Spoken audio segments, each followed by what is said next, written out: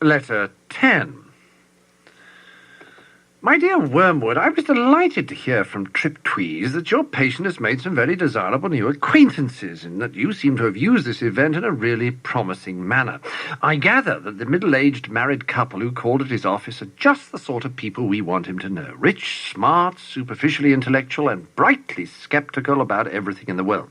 I gather they're even vaguely pacifist, not on moral grounds, but from an ingrained habit of belittling anything that concerns the great mass of their fellow men, and from a dash of purely fashionable and literary communism. This is excellent. And you seem to have made good use of all his social, sexual, and intellectual vanity. Tell me more. Did he commit himself deeply? I don't mean in words. There's a subtle play of looks and tones and laughs, by which a mortal can imply that he is of the same party as those to whom he is speaking. That is the kind of betrayal you should specially encourage, because the man does not fully realize it himself. And by the time he does, you will have made withdrawal difficult. No doubt he must very soon realize that his own faith is in direct opposition to the assumptions on which all the conversation of his new friends is based. I don't think that matters much, provided that you can persuade him to postpone any open acknowledgement of the fact. And this, with the aid of shame, pride, modesty, and vanity, will be easy to do. As long as the postponement lasts, he will be in a false position. He will be silent when he ought to speak, and laugh when he ought to be silent. He will assume, at first only by his manner, but presently by his words, all sorts of cynical and sceptical attitudes which are not really his. But if you play him well, they may become his. All mortals tend to turn into the thing that they're pretending to be. This is elementary. The real question is how to prepare for the enemy's counter-attack. The first thing is to delay as long as possible the moment at which he realizes this new pleasure as a temptation.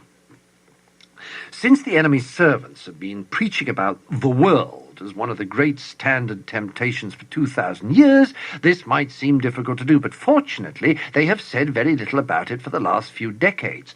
In modern Christian writings, though I see much, indeed more than I like, about mammon, I see few of the old warnings about worldly vanities, the choice of friends, and the value of time. All that your patient would probably classify as Puritanism, and may I remark in passing that the value that we've given to that word is one of the really solid triumphs of the last 100 years.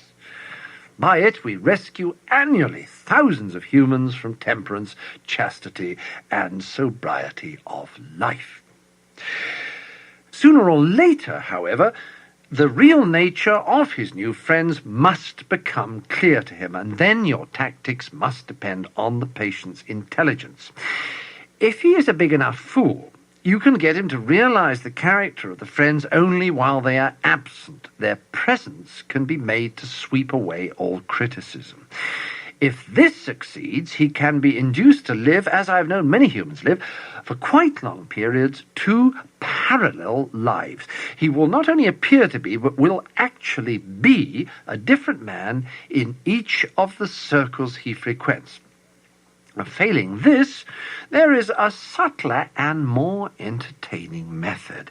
He can be made to take a positive pleasure in the perception that the two sides of his life are inconsistent. This is done by exploiting his vanity. He can be taught to enjoy kneeling beside the grocer on Sunday just because he remembers that the grocer could not possibly understand the urbane and mocking world which he inhabited on Saturday evening, and, contrariwise, to enjoy the Bordian blasphemy over the coffee with these admirable friends all the more, because he is aware of a deeper spiritual world within him which they cannot understand. You see the idea?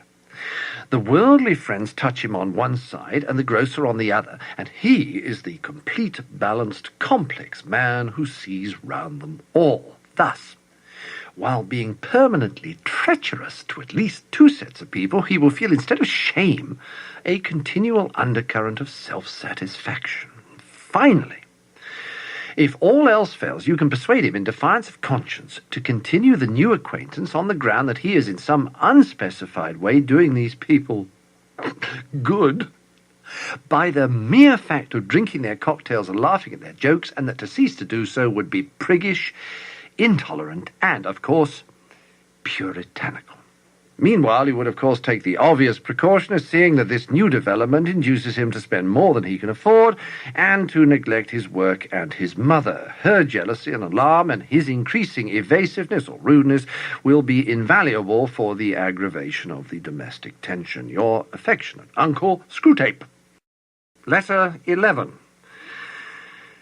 My dear Wormwood, everything is clearly going very well. I am especially glad to hear that the two new friends have now made him acquainted with their whole set.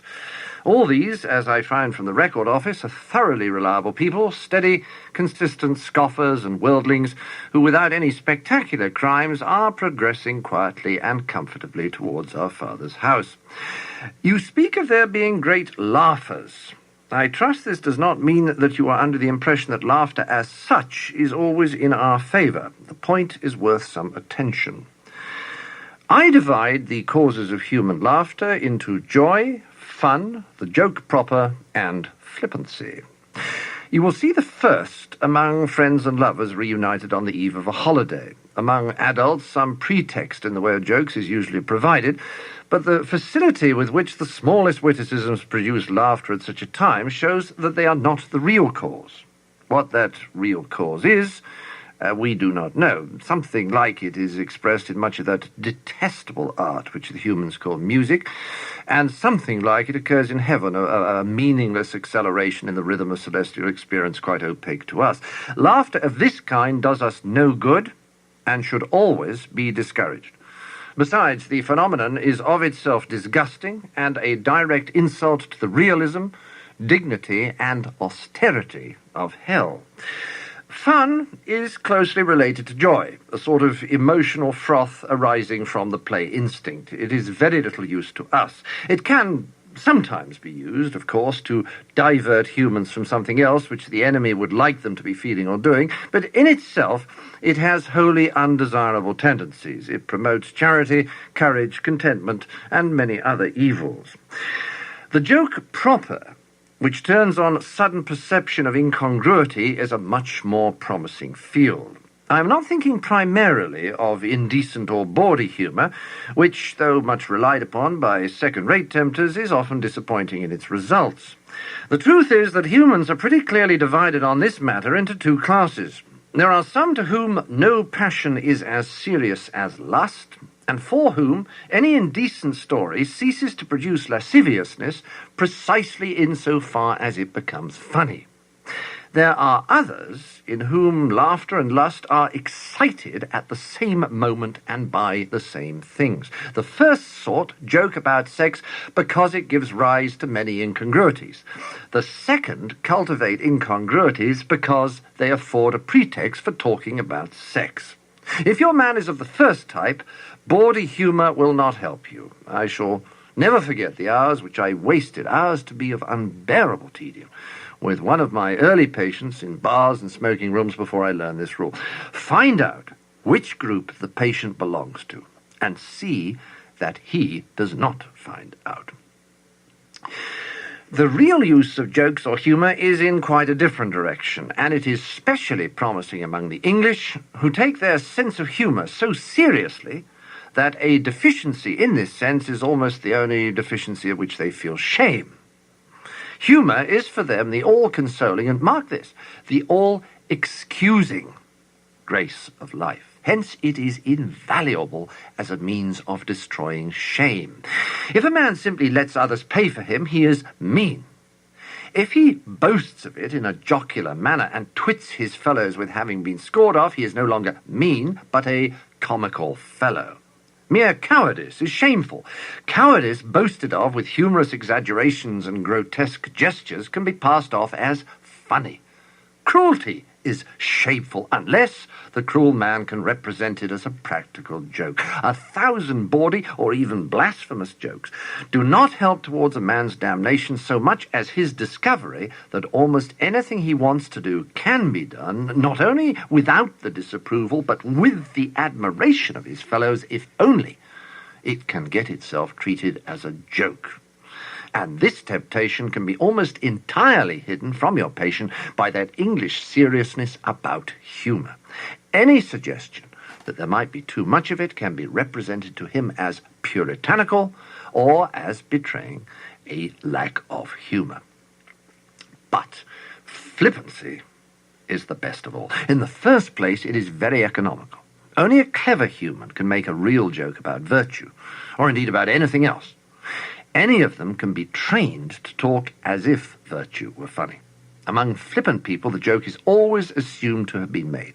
No one actually makes it, but every serious subject is discussed in a manner which implies that they have already found a ridiculous side to it. If prolonged, the habit of flippancy builds up around a man the finest armor-plating against the enemy that I know, and it is quite free from the dangers inherent in the other sources of laughter. It is 1,000 miles away from joy.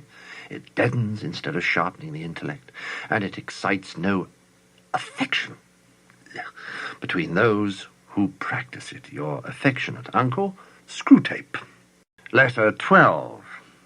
My dear Wormwood, obviously you are making excellent progress. My only fear is lest in attempting to hurry the patient, you awaken him to a sense of his real position. For you and I, who see that position as it really is, must never forget how totally different it ought to appear to him. We know that we have introduced a change of direction in his course, which is already carrying him out of his orbit around the enemy. But he must be made to imagine that all the choices which have affected this change of course are trivial and revocable.